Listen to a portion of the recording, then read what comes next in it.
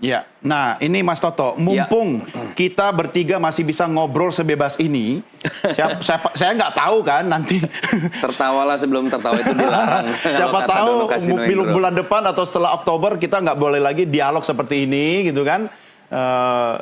Ini kan kita juga tidak bisa menyalahkan masyarakat, karena kan tugas Anda juga berdua untuk mengedukasi masyarakat. Tapi kalau masyarakatnya permisif seperti ini, itu kan bisa dianggap sebagai sebuah sikap mendukung, tanda petik nih kan.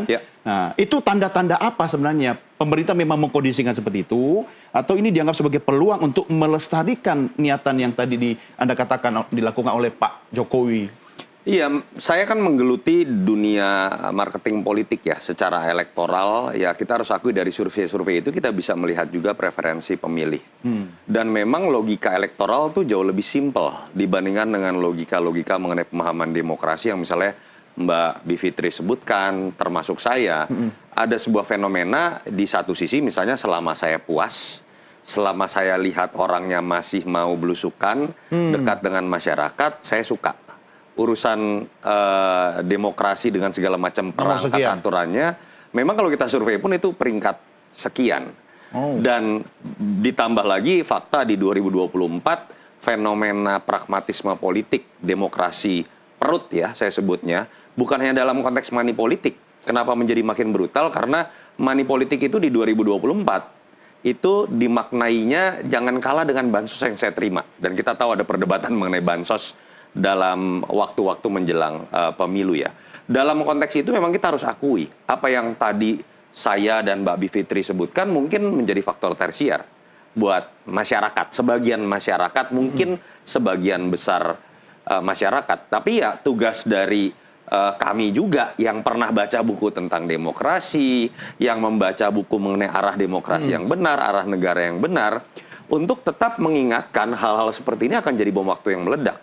Contoh simpel, apakah zaman Pak Harto kalau dulu sudah ada survei, tahun 80-an masyarakat akan puas atau tidak? Pasti akan sangat puas. Wong swasembada beras jauh lebih hebat dibanding pemerintah kita sekarang, pertumbuhan ekonomi 7%, dan memang dalam konteks kepuasan publik, orientasi ekonomi itu nomor 1. Tapi kita akan tahu, dari pelajaran sejarah Pak Harto, ketika bangunan politik yang dibangun salah, pemahaman mengenai bangunan demokrasi yang dibangun salah dalam konteks berbicara mengenai mencapai kemakmuran masyarakat sepenuhnya, dengan mudahnya itu bisa jadi bom waktu yang meledak. Tapi kan butuh waktu 30 tahun.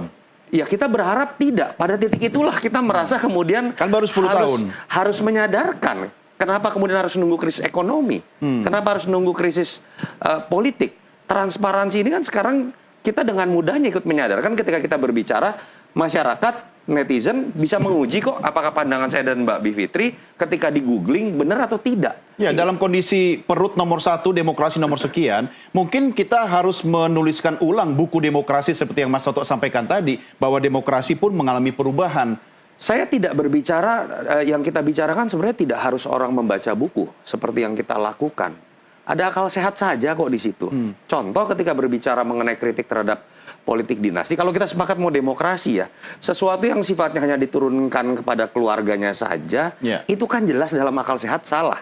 Dalam arti kita kan bukan mengkritik hanya Pak Jokowi, saya mengkritik Ibu Mega dengan dinastinya. Saya mengkritik misalnya Pak SBY dengan dinastinya, tapi Jokowi melakukan ini dengan lebih gila, itu fakta juga. Karena Pak Jokowi bukan ketum partai. Betul, jadi yang kita coba tawarkan sebenarnya logika akal sehat saja dalam dunia demokrasi, sehingga kemudian potensi konflik, potensi permasalahan konflik politik itu ujungnya juga tidak lebih bisa diminimalisir terjadi.